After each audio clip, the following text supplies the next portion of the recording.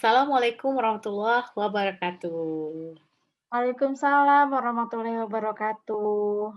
Alhamdulillah di sharing vitamin Z kali ini saya Dewi Zakiawati akan melakukan tanya jawab simple dan, bermanfaat untuk kita semua dengan Dokter Vita. Dokter Vita ini spesialis prostodontia, benar ya, Dok, ya? Boleh cerita Betul, halo Dokter Zakia. Halo, Dok. Boleh cerita sedikit, Dok, kegiatannya sekarang apa sih? Sibuknya apa selama pandemi ini, Dok? Tetap mengajar di Departemen Prostodontia Fakultas Kedokteran Gigi Unpad dan sore saya praktek seminggu 2 kali di Kopo dan di RSUD Always, itu aja. Wah, sibuk ya, Dok, ya, walaupun pandemi. Hmm, sekarang Betul. mungkin, karena kita fokusnya tentang perawatan gigi palsu nih, Dok, mungkin dokter bisa kasih, tips and trick, Dok, bagaimana sih sebenarnya cara merawat gigi palsu yang benar? Kan kita, biasanya apakah pakai pasta gigi saja cukup atau pakai, ada bahan-bahan lain gitu, Dok, dan, mungkin bisa kasih info dulu, Dok, sebenarnya gigi palsu itu apa sih? Gitu, Dok. Mangga, Dokter Vita. Ya, gigi palsu berarti, sesuatu yang dipalsukan ya. Gigi yang dipalsukan, gimana Lewat janji ya, Dok? caranya gigi yang hilang bisa digantikan dengan bahan-bahan pengganti yang, dia bisa diterima oleh tubuh.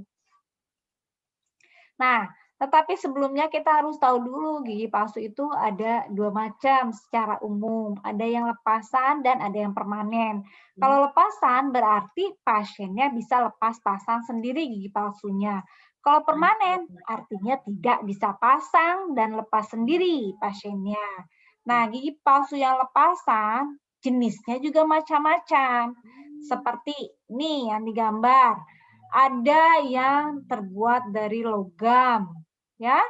Ada yang terbuat dari kayak plastik gini saja, tetapi ada kawatnya. yang pink Ada kayak yang gitu bentuk itu ya, Dok, ya? betul. Ada juga yang bentuknya kalau direndam di air hangat, dia bisa melewat gitu ya. Mmm, Nah, dan tidak ada kawatnya sehingga terlihat lebih estetik. Tapi gigi tiruan yang seperti itu tidak dianjurkan untuk kehilangan gigi yang banyak. oh, yang Itu. cuma satu Nah, 2 jadi mungkin ya, Dok, ya? iya betul. Jadi kalau misalkan standarnya yang mana dok gitu? Standarnya kalau gigi tiruan yang lepasan itu yang dari logam. Karena dia rigid, dia kaku sehingga diharapkan beban pengunyahan akan lebih banyak, disalurkan ke gigi-gigi penyangga yang ada daripada membebani gusi dan tulang di bawah gigi, palsu tersebut gitu. Karena kalau misalkan tulang, bisa tulangnya semakin turun dan semakin sulit nanti untuk membuat gigi palsu yang baru kalau sudah turun, gitu. Mmm, Nah, ada juga gigi yang permanen, gigi palsu yang permanen, yang tadi saya bilang tidak bisa lepas pasang sendiri pasiennya.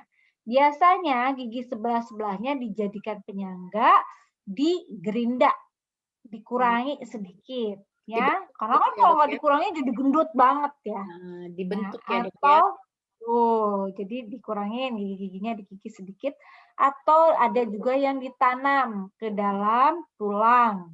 Nah, dengan Implan ya, prosedur Dok, ya? Ini operasi. ya, yang Betul, sering kita namanya sebut? implan gigi, sehingga gigi-gigi sebelahnya tidak dikurangi. Mmm.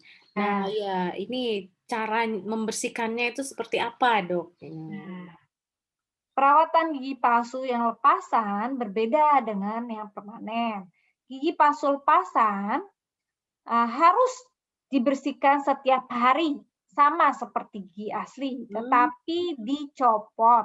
Dibersihkannya di luar rongga mulut mhm. dengan menggunakan sikat gigi khusus atau boleh sikat gigi biasa, yang soft ya. Mmm. Boleh menggunakan bahan pembersih gigi tiruan, tetapi tidak boleh yang mengandung bahan abrasifnya terlalu tinggi karena akan mengikis dari permukaan gigi tiruan tersebut atau gigi palsu tersebut. Kalau dia terkikis ada scratch, guratan-guratannya, guratan-guratan itu akan ditempeli oleh bakteri atau jamur, Mmm, ya, sehingga bisa jadi nanti bau mulut, ya, bau mulut atau malah rongga mulutnya, daerah mukosanya, apa, gusinya gitu ya, daerah-daerah pipinya malah jadi luka karena rekomendasinya iritasi. apa, Dok, yang tidak mengandung bahan abrasif ini, Dok? Nah, yang tidak mengandung bahan abrasif, sebenarnya bisa pakai sabun mandi misalkan, itu kan dia lebih soft ya, lebih, gentle ya. Lalu, boleh pakai pasta gigi tapi sedikit saja, tidak boleh terlalu banyak, gitu Sabun ya. bayi mandi boleh berarti ya, Dok, ya? Sabun Boleh mandi boleh. bayi. Oh, Bisa gitu. bisa ya, jadi jangan yang, terlalu abrasif. Mmm, ada lagi, Dok, mungkin? Kan kadang-kadang ada ya Dokter Zakia, Mhm. yang pasta gigi mengandung bahan abrasifnya kelihatan bulet-buletnya itu ya, Itu tidak dengal-dengal ya, disarankan ya, Dok, ya? tidak disarankan, Mmm, karena akan membuat tadi guratan-guratan. oh, Nah, yang kedua bisa dibantu juga dengan perendaman dalam larutan pembersih gigi tiruan khusus mhm, ya, tetapi tidak boleh digunakan seperti obat kumur. Ya, mmm, dibersihkan di luar rongga mulut. Nah, karena kan ada pori-porinya si gigi palsu itu yang tidak bisa tersikat oleh sikat gigi, bisa dibantu dengan perendaman ini sesuai dengan instruksi pabriknya. Jadi misalkan satu tablet untuk berapa mili air dan berapa menit gitu ya, macam-macam. Jadi harus dilihat oh, agar efektif seperti itu. iya. Ya, tidak bisa menggantikan penyikatan. Jadi penyikatan iya, ini pun juga dilakukan. Mmm, kalau tidak dibersihkan dan tidak direndam, Dok, apa sih kemungkinan terburuknya gitu, Dok? Kemungkinan terburuknya adalah tadi saya sudah katakan akan nempel tuh Dokter Zakia bakteri dan jamur di dalam gigi tiruan tersebut.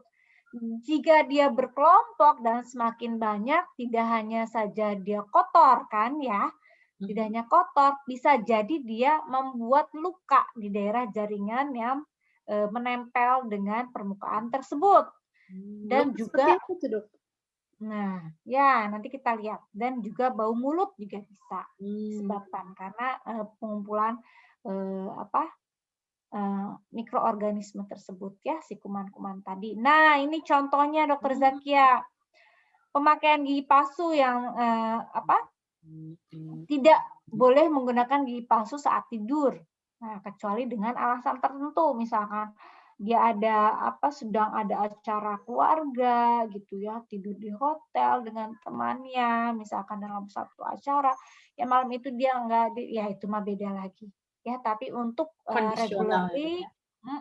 kondisional, tapi untuk regularly nggak boleh. Ya, Mmm, nah terutama bagi orang yang resiko tinggi sariawan dan orang lanjut usia kan biasanya, kadang-kadang, eee, jumlah air liurnya itu kan sedikit, ya itu juga si air liurnya yang bisa berfungsi untuk pembersihan, gitu, mmm, self cleansing. Nah, kalau malam-malam dipakai, kadar air liur di dalam, rongga mulut itu berkurang, sehingga bisa menyebabkan iritasi juga, mmm. gitu.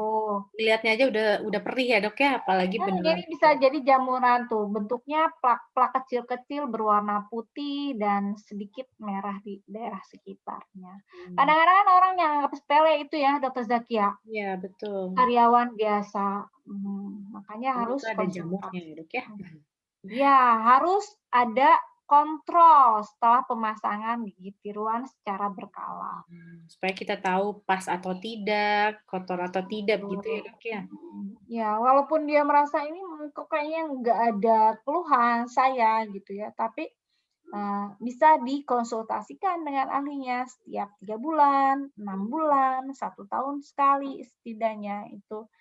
Kalau longgar dibiarkan akan menyebabkan luka juga. Mmm, Nah ya kadang-kadang luka itu, eee tidak bisa dianggap sepele gitu. Ya ada luka karena gigi tiruan ini termasuk denture stomatitis. Nanti Dokter Zaki akan bahas mungkin di lain kesempatan tentang Oke, Dok, ya. apa sih denture stomatitis ya, dan dapat mengurangi resiko pneumonia. Ternyata bisa Hmm, seperti itu loh. iya, iya. Baik, Dok. Nah, kalau gigi palsu permanen, Dok, apa ada perbedaan atau sama saja nih, Dok, cara perawatannya, Dok? Tentu saja kalau gigi palsu yang permanen karena dia tidak bisa dilepas pasang oleh pasiennya sendiri, membersihkannya sama dengan gigi asli. Hmm, Hanya ada beberapa poin yang harus diperhatikan lebih detail, ya. Menggunakan jadi sama menggosok gigi seperti gigi asli 2 kali sehari, pagi setelah makan pagi, sarapan ya, dan malam sebelum tidur. hmm. Nah, menggunakan alat bantu pembersih gigi seperti benang gigi, semprotan air, atau pembersih sela-sela gigi, ya. Nah, jika memang dirasakan kurang efektif dan menggunakan sikat gigi biasa, bisa juga dengan menggunakan sikat gigi elektrik. Hmm. Nah, ini contoh-contohnya kita bisa lihat ada interdental brush atau pembersih sikat gigi pembersih sela-sela gigi, ya. Nah, atau benang gigi. Benang giginya ada yang bentuknya kayak ketepel gitu, ada pegangannya itu lebih nyaman sebenarnya ya, atau ada yang digulung juga boleh. Hmm. Karena di bawah gigi palsu yang permanen itu yang menghadap ke gusi gitu, yang nggak ada akarnya itu juga tetap harus dibersihkan oleh benang gigi. Hmm. Gitu ya. Di sela-selanya juga bisa dibantu dengan sikat gigi yang untuk sela-sela gigi. Jadi harus lebih lebih detail. Karena kalau misalkan kita tidak bagus kebersihan mulutnya ketika menggunakan gigi palsu ini, yang ada adalah gigi penyangganya akan rusak, Dokter Zakia. Jadi nambah gigi Jadi, palsunya ya, Dok? iya, jadi asalnya satu yang hilang bisa jadi 3 gigi yang hilang. Hmm. Tuh, karena gigi penyangganya rusak gitu ya, berlubang di daerah leher-leher giginya.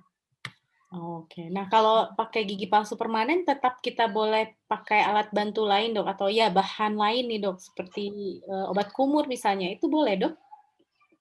Nah, tadi saya bilang tidak boleh menggunakan pembersih gigi tiruan di dalam mulut pasien. Jadi kalau pembersih gigi tiruan itu untuk di luar pasien, di luar rongga mulut pasien ya. Jadi boleh menggunakan obat kumur ya, eh, tetapi dengan jangka waktu tertentu atau sesuai dengan anjuran dokternya. Jadi karena obat kumur itu ternyata macam-macam kandungannya. Ada yang memang tidak diindikasikan digunakan untuk setiap hari. Itu, tidak boleh penggunaan setiap hari. Jadi kalau misalkan, kesehatan umum kita sedang turun, kadang-kadang kita nggak begitu bersih ya, sikat giginya ya, misalkan. Nah, itu bisa dibantu menggunakan obat kumur. Nah, pasta gigi juga bisa dilihat dari, isi kandungannya. Dianjurkan yang mengandung 5.000 ppm fluor atau 0,3% triclosan gitu ya, Nah, ini untuk harus kita menjaga perhatikan ya, Dok, ya, ternyata tidak asal beli pasta gigi atau, betul, ini obat menca kumur. menjaga, lapisan emailnya biar tetap kuat gitu, itu fungsinya. Hmm. Ada lagi tidak, Dok, selain gigi tiruan lepasan dan permanen? Oh, ini ya, Dok, ya, alat yang bening-bening nih, Dok, kelihatan suka ada di gigi pasien. Apa nih, Dok? Ini namanya splint oklusal. Biasanya alat seperti ini digunakan pada pasien-pasien yang mengalami gangguan sendi rahang atau pasien-pasien yang menggunakan splint untuk apa, melindungi saat olahraga ya, atau pasien yang setelah perawatan bracket ya, untuk menjaga stabilitas dari posisi giginya. Nah, Hmm. alat seperti ini juga harus dibersihkan sama seperti halnya gigi palsu yang lepasan tadi, Dokter Zakia. Bedanya tadi kalau gigi palsu digunakan eh, saat siang Dibersihkan dulu. hari, kalau ini malam hari. Jadi ketika disimpan ya tetap setelah dibersihkan. Ketika mau pakai tetap dibersihkan, gitu ya. Jangan terbalik-balik gitu ya, Dok, ya? Ya, Ya kalau nggak pakai gigi palsu siang hari ya percuma dia pakai gigi palsu, kan salah satunya fungsinya adalah untuk estetik, apalagi untuk gigi depan betul. yang hilang, ya kan?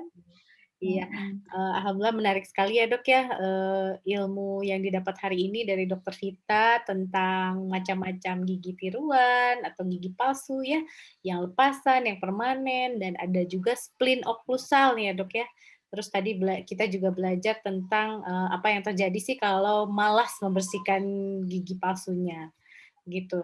Ya, berguna sekali nih, Dok, pasti ilmu yang Dokter Vita berikan hari ini. Nanti mungkin kalau ada pertanyaan di kolom chat bisa, dijawab oleh Dokter Vita di lain waktu ya, Dok, ya. Mmm, Insya Allah, siap. untuk saat ini mungkin kita sudahi sesi, pertama dari Vitamin Z. Terima kasih kepada Dokter Vita atas ilmunya. Wassalamualaikum warahmatullahi wabarakatuh. Dah. Waalaikumsalam warahmatullahi wabarakatuh.